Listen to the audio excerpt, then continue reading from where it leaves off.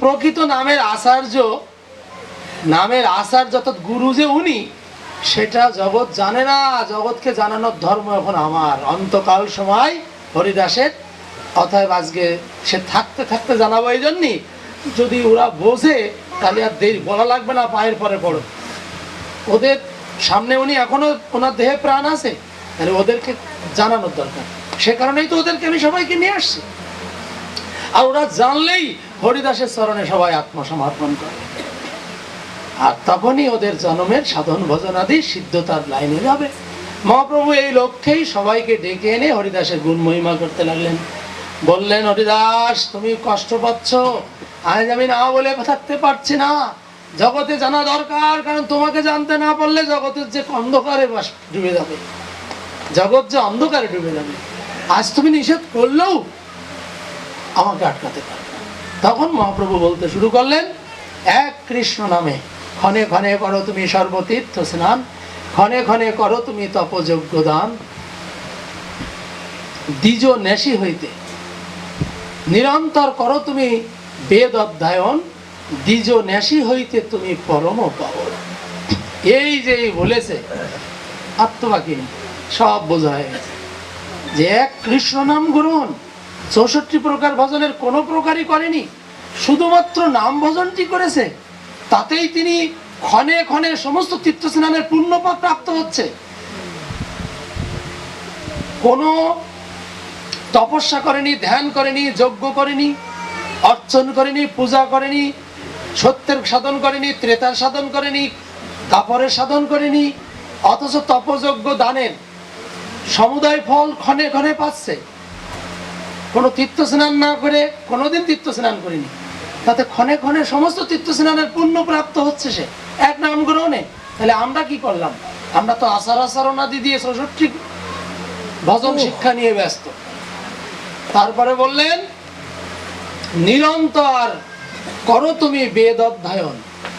কোনোদিন গ্রন্থ সই হয়নি,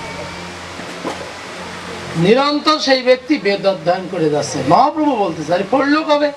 বলে পড়া লাগেনি। এক নামের মধ্যে সমস্ত গুণই নিহিত আছে। যেমন মহাপ্রসাদে গোবিন্দে নাম ব্রহ্মণে বৈষ্ণবে স্বল্প পুণ্যং বতাং রাজং বিশ্বাসন বিবজায়তে। অর্থাৎ এক প্রসাদের মধ্যে, সে কণিকা হোক আর এক থাল হোক, প্রসাদের মধ্যে গোবিন্দ রয়েছে, প্রসাদের মধ্যে ভগবানের নাম রয়েছে, প্রসাদের মধ্যে ভগবানের যত পরিচিতি তা সবাই রয়েছে, প্রসাদের মধ্যে বৈষ্ণব রয়েছে। প্রসাদের মন্ত্রের মধ্যে বলছে মহাপ্রসাদে গোবিন্দে নাম ব্রহ্মণী বৈষ্ণবে।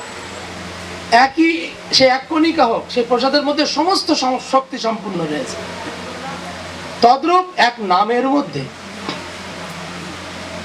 3 যুগের সাধনের পুণ্য রয়েছে।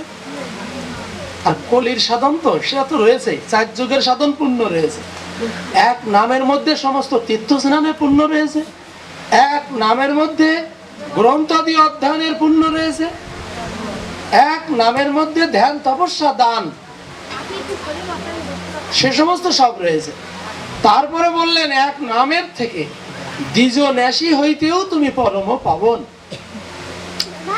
দ্বিজ অর্থাৎ এই যে প্রথমে যে আলোচনাটা তুলেছিলাম, ব্রাহ্মণ, ক্ষত্রিয়, বৈশ্য, শূদ্র বা আরো যা যা আছে সকলের নমস্য আছে সদাচারী ব্রাহ্মণ।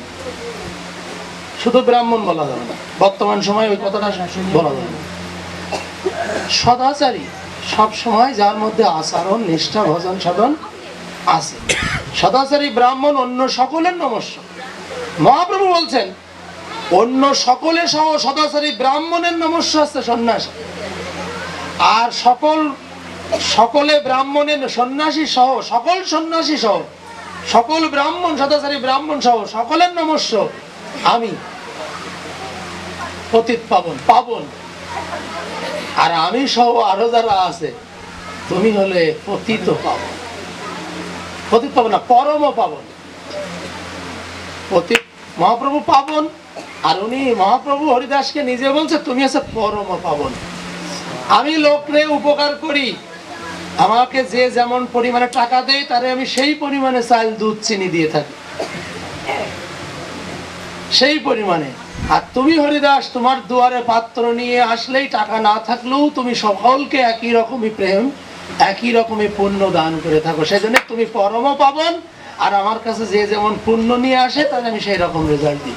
এটা আমাদের চৈতন্য মহাপ্রভুর সিদ্ধান্ত। সেটা শ্রীবাস অঙ্গনে একটা প্রসঙ্গে নিতাই তা প্রমাণ করেছেন।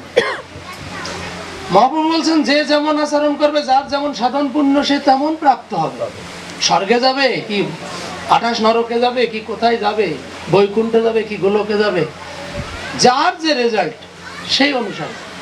কিন্তু নিতাই তা মেনে নিতে পারছেন না, কারণ তোমার ওই নিয়মে তুমি যে নিয়ম পালন করছো আমি ঘুরে দেখেছি এদের পক্ষে সম্ভব না। আর উপায় সর্বশেষ স্বর্গ দিতে চাইলেন, বৈকুণ্ঠ দিতে চাইলেন, বৃন্দাবনে রাধা কৃষ্ণের প্রেম সেবা দিতে চাইলেন। নিতাই কোনটাই তার শিষ্য ভক্তদের জন্য নিলেন না।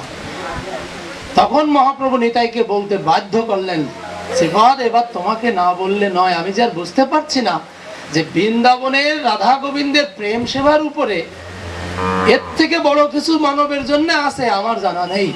অর্থাৎ তুমি তাতেও তোমার ভক্তদের জন্য যে সিদ্ধান্ত বা বরাদ্দ দিলাম, কিভাবে বরাদ্দটা পাবে? যে নিতাইয়ের চরণে আশ্রিত হয়ে ন্যূনতম হরিনাম ভজন যদি থাকে তাহলে সে বৃন্দাবনের রাধা গোবিন্দের প্রেম সেবার পুণ্য সে পাবে। নিতাই বললেন, আমার এই ভক্তদের জন্য আমি এরকম কিছু চাইতে আসি, তাহলে এবার তোমাকেই বলতে হবে। মহাপ্রভু বাধ্য করলেন এবার নিতাইকে বলতে।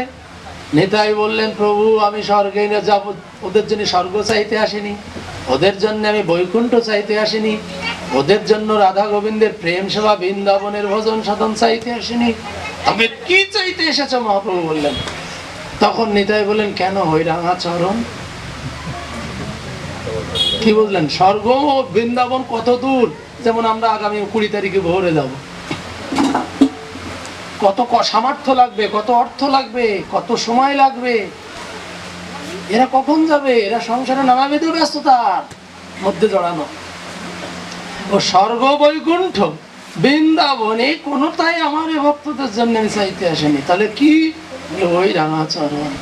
তাই গৌরাঙ্গের দুটি পদ, যার ধন সম্পদ সে জানে ভকতি রসসার। কি বাবা এবার গান গেয়ে শেষ করে দেন। তাই দিন গেলে যে একবার হা গৌর বলে, আর গৌরকে যার জীবনে একমাত্র সম্বল করেছেন, হরিদাসের ঠিক সেই রকম ভাবেই গতি হয়ে গেল যে সারা জীবন যাই করি না কেন অন্তকালে প্রভু তোমার নাম ছাড়া জিহ্বায় আমি অন্য কোনো কিছু আর উচ্চারণ করবো না। সেই রূপ শ্রীকৃষ্ণ চৈতন্য নাম উচ্চারিতে ছাড়িল পরাণ, পরাণটা বেরোয় মহাপ্রভুতে যে যোগ হলো। কি বুঝলেন? তাহলে স্বর্গও যা লাগলো না, বৈকুণ্ঠও যা লাগলো না, কষ্ট করে বৃন্দাবনও যা লাগলো না, নগদ সামনে আছে, নগদেই যোগ হয়ে গেল, আনন্দ আর ধরে না। এইরূপ ভাবে আমাদের বুদ্ধি করে বিষয় সামনে অনেক রকমই আসবে, কিন্তু কোনটা নেব কোনটা নেব না এটা বিচার করে আমাদেরকে গ্রহণ করা উচিত। তাই আজ হরিদাস ঠাকুরের সদ ইচ্ছা মহাপ্রভু পূরণ করতে লাগলেন একে একে। সবার মনোবাসনা কি ছিল না ছিল মহাপ্রভু অযাচিত ভাবে